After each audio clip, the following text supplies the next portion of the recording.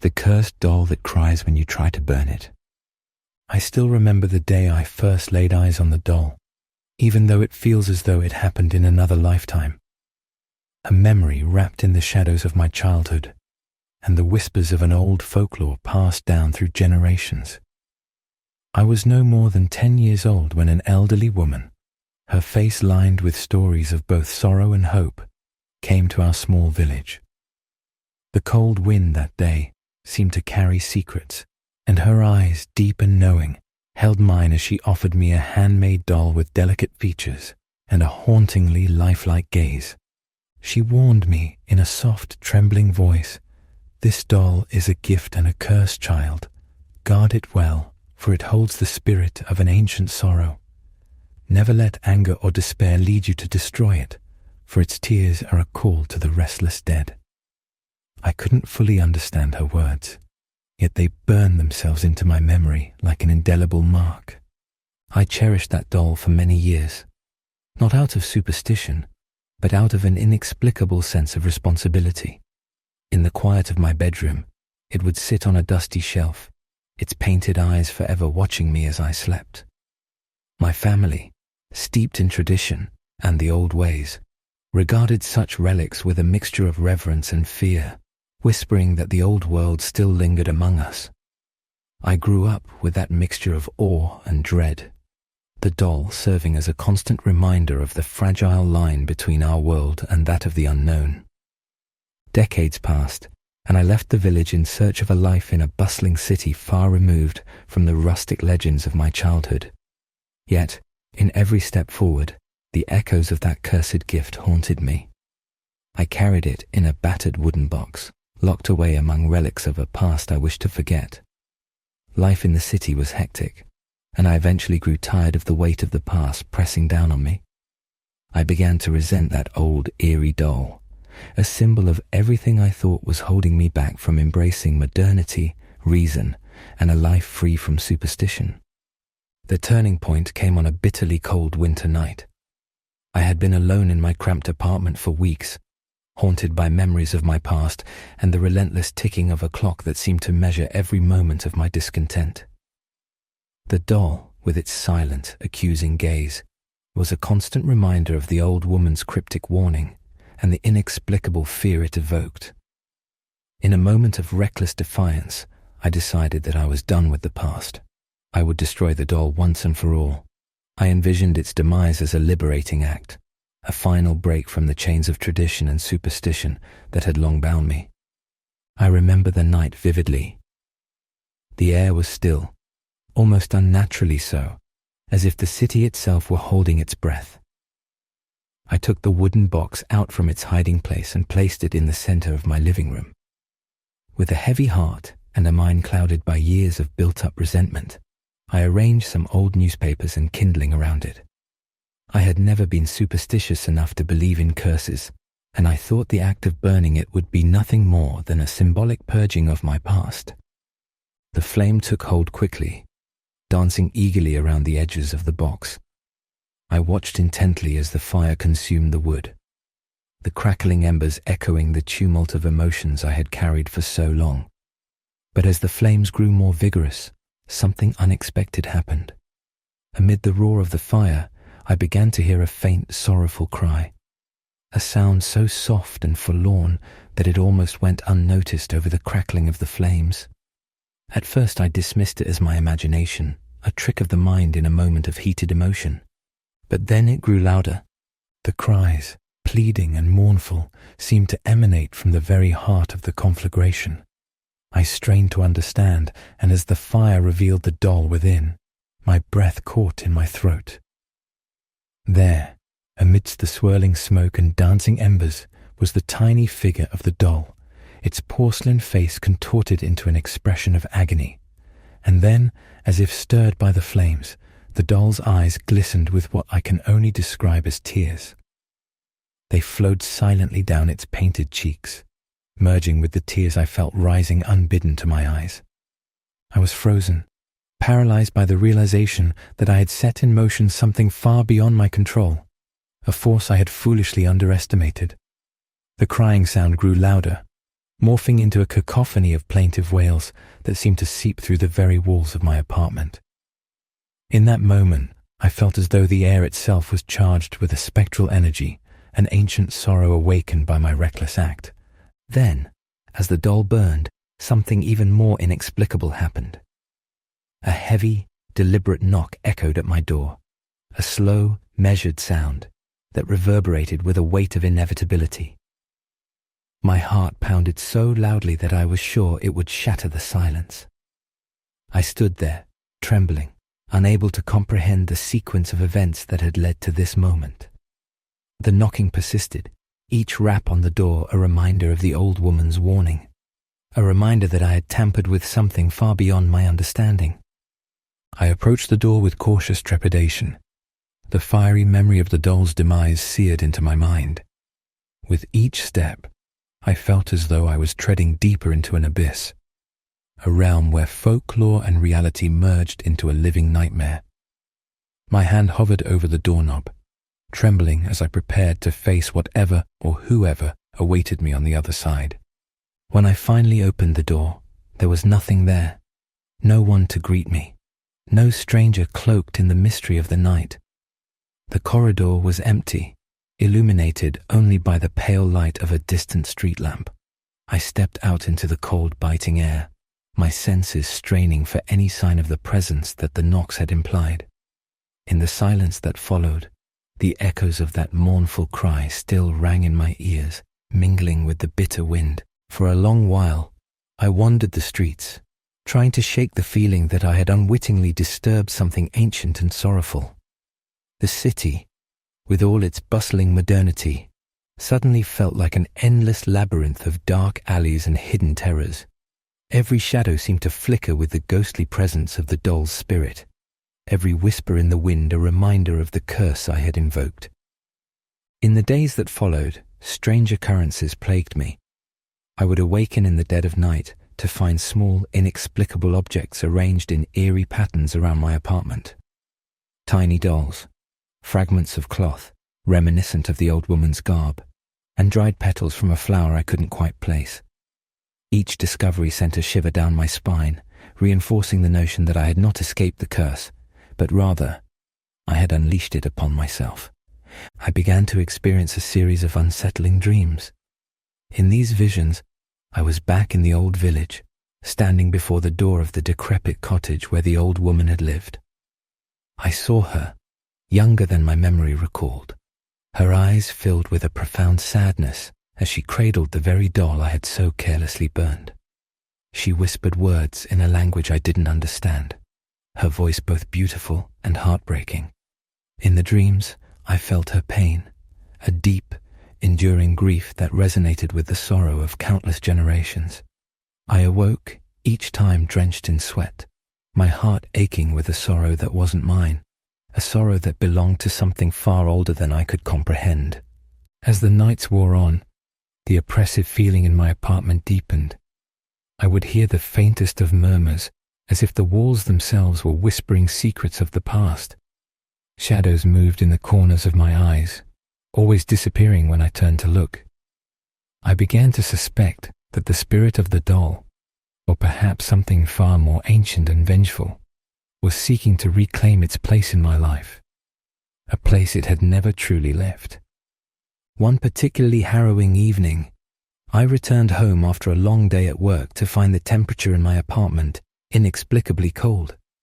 The air was heavy with a damp, musty smell that reminded me of old, forgotten places. I could see my breath in the dim light, a constant reminder of the unnatural chill that had settled over my home. As I stepped inside, I noticed that the arrangement of furniture had shifted. Nothing was overtly out of place, yet there was an unmistakable sense that something was amiss. I tried to dismiss it as my overactive imagination, a byproduct of sleepless nights and too many ghost stories, but deep down, I knew that I was being haunted by forces I could neither name nor understand. In the midst of my anxiety, I found an old, worn photograph on my kitchen counter. It was of the very same doll, albeit in a different form, a doll with intricate embroidery, its eyes dark and enigmatic. The back of the photograph bore a handwritten note in spidery ink. For those who dare to sever the ties of the past, know that the sorrow endures. I stared at the photograph for what felt like an eternity, the words etching themselves into my mind, each letter a reminder that some curses are eternal. I attempted to rid myself of the haunted relic by consulting with experts in folklore and the paranormal. I sought out local historians, spiritual healers, and even a few modern psychics who claimed to have the ability to contact the other side. But each person I spoke with only deepened the mystery, their stories intertwining with mine in ways that blurred the lines between myth and reality. They told me that the doll was not merely a cursed object, but a vessel for an ancient spirit, a spirit that had been wronged, burdened with endless sorrow, and condemned to wander between worlds until its pain was acknowledged. One elderly scholar with eyes that seemed to hold centuries of wisdom confided in me that the doll's origin was tied to a long-forgotten tragedy, a tale of forbidden love, betrayal, and a ritual meant to bind the sorrow of a dying world. He spoke of a culture that believed in the delicate balance between life and death, where every soul was connected by a fragile thread of fate. The doll, he explained, was created as a safeguard, a means to contain the grief of a lover who had been lost to the ravages of fate. But the ritual went awry, and instead of containing the sorrow, it unleashed it into the world, embedding the spirit within the doll for all eternity. I found myself caught in a relentless cycle of despair and regret. Each new piece of the puzzle only led to further questions. Had I truly severed the ties of the past by burning the doll, or had I inadvertently unleashed an even greater sorrow? The weight of that uncertainty pressed down on me, a constant reminder that some actions have consequences far beyond our understanding. In a desperate bid for solace, I returned to the village of my childhood, hoping that the familiar landscapes and old legends might offer some clarity. The village, with its cobblestone streets and ancient stone houses, was much the same as I remembered, haunted by echoes of a time when folklore governed every aspect of life. I visited the dilapidated cottage where the old woman had once lived, now abandoned and overgrown with ivy, its windows like vacant eyes gazing out over a forgotten past. Inside, the air was thick with dust and memories. I found remnants of a life that had long since faded, handwritten letters, faded photographs, and small trinkets that spoke of a world where magic and sorrow intertwined. In one corner of the room, I discovered a faded journal, its pages brittle and yellowed with age. The journal belonged to the old woman herself, and as I read her words, I felt the chill of 1,000 untold stories. She wrote of a love lost, of a betrayal so deep that it shattered the very fabric of her soul. Her grief was palpable, etched into every line, every trembling letter. It was then that I understood. The doll was more than a cursed object.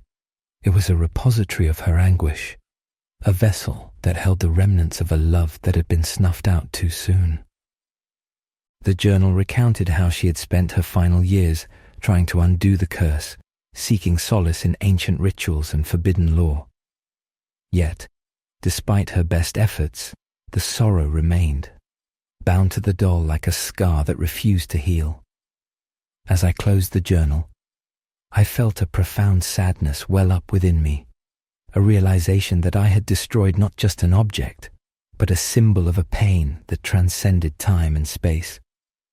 Haunted by this newfound understanding, I returned to my apartment in the city, burdened by the knowledge that the doll's spirit and the sorrow it carried had not been vanquished, but merely displaced.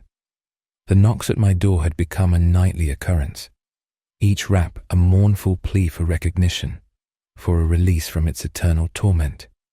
I tried to ignore them at first, convinced that if I did, the disturbances would eventually cease. But as the nights wore on, the knocking grew more insistent, accompanied by faint whispers that seemed to echo the words of the old woman's warning. One night, as the clock neared midnight, I awoke to a sound that was more than just knocks or murmurs. I heard the soft, measured tapping of tiny feet, a delicate pattering that reminded me of the old woman's footsteps as she once shuffled down the village lanes. I sat up in bed, straining to see in the darkness, when suddenly the room was filled with a pale, unearthly light. It was as if the very fabric of reality had been torn open, and in that moment I felt the presence of something ancient and sorrowful fill the space around me. I watched in stunned silence as a figure materialized at the foot of my bed, a spectral silhouette that bore an uncanny resemblance to the old woman, her eyes brimming with grief. The figure reached out a trembling hand, as if beckoning me to follow her into the darkness. I wanted to cry out, to beg her to explain, but my voice was caught in the grip of an overwhelming fear and fascination. "Why have you disturbed my peace?" I managed to whisper, my voice barely audible over the pounding of my heart. The apparition's eyes met mine, and for a moment I felt as though I were gazing into the depths of an endless sorrow. "You have taken what was not yours to destroy," she murmured, her voice soft and laden with the weight of centuries. "In your defiance, you have not banished the curse but have released it." Her words struck me like a physical blow. I recalled the fervor with which I had set the doll ablaze, the misguided notion that burning away the past would free me from its clutches. But now, in the presence of this sorrowful spirit, I understood that the curse was not something that could be erased so easily. It was a bond, a connection forged by centuries of grief and loss, a testament to the enduring power of love and sorrow.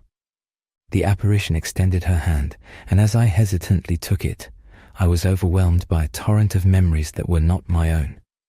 I saw flashes of the old woman's life, the joys and the heartbreak, the moments of pure, unadulterated love, and the depths of despair that followed when that love was betrayed.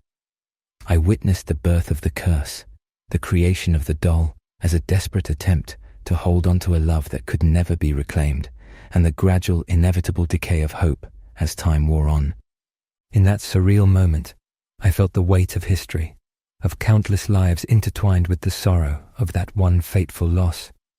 I realized that my act of burning the doll had not severed the ties of the past, but had merely accelerated the inevitable reckoning of a legacy steeped in grief. The spirit of the doll and of the old woman was now free to wander, its sorrow echoing through the corridors of time and space, reaching out to those who dared to defy the ancient laws of love and loss. As the vision faded and the spectral figure slowly dissolved into the dim light of my room, I was left with a profound understanding of the curse I had unwittingly unleashed. The doll was not a mere trinket, but a living embodiment of sorrow, a reminder that some wounds are too deep to be healed by the flames of modern rationality. In that moment, I vowed to make amends, to seek out a way to restore the balance that I had so recklessly upset. I began a relentless quest for redemption, delving into ancient texts, seeking out elders and mystics who still clung to the old ways. I learned that the only way to appease the spirit was not to destroy it, but to honor the pain it carried, to listen, to remember, and to acknowledge the deep-seated sorrow that had given birth to the curse in the first place. I traveled to remote temples, hidden shrines, and sacred groves, where the whispers of the past still resonated in the rustling of leaves and the murmuring of streams. In these places, I discovered rituals long forgotten, prayers woven from the threads of ancient sorrow and love. One ritual in particular resonated with me, a ceremony of atonement and remembrance, designed to bridge the gap between the living and the dead. I gathered the necessary relics, a small bowl of water collected from a sacred spring, a handful of herbs blessed by an elder, and a tiny porcelain figurine reminiscent of the cursed doll, though this one was untainted by anger and despair. Under a moonlit sky, in a secluded clearing deep in the heart of an ancient forest, I began the ritual. I whispered prayers in a language I barely understood, my voice trembling as I poured the water onto the earth and scattered the herbs at my feet. As the ritual progressed, I felt a subtle shift in the atmosphere, a soft, almost imperceptible easing of the oppressive sorrow that had burdened my soul for so long.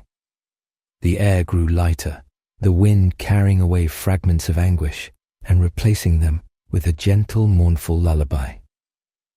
In that moment of fragile peace, I sensed that the spirit of the doll was watching, its presence both sorrowful and forgiving. I did not see it, but I felt it, like a shadow that lingered on the edge of vision, a silent testament to the enduring power of love and grief. For weeks after the ceremony, I continued to experience subtle changes. The nightly knocks and whispers gradually subsided, replaced by a quiet stillness that felt both eerie and comforting. Yet there remained an undeniable presence, a lingering reminder that the past was never truly gone, that the sorrow of ancient hearts still beat in the silent spaces between our modern lives. I kept a small altar in my apartment, a modest shrine to the memory of the old woman and the lost love that had birthed the curse. On that altar, I placed the faded photograph of the doll, the brittle journal, and a single white rose, a symbol of remembrance and forgiveness. In the solitude of those long, introspective nights, I came to understand that the curse was not a punishment, but a lesson, a reminder that the ties that bind us to our history, our culture, and our emotions are both fragile and unbreakable. The doll's sorrow was a mirror of the collective grief of generations, a testament to the enduring power of memory and loss. It taught me that to truly move forward, we must honor the past, even the painful parts, and learn to embrace the complexities of our emotions.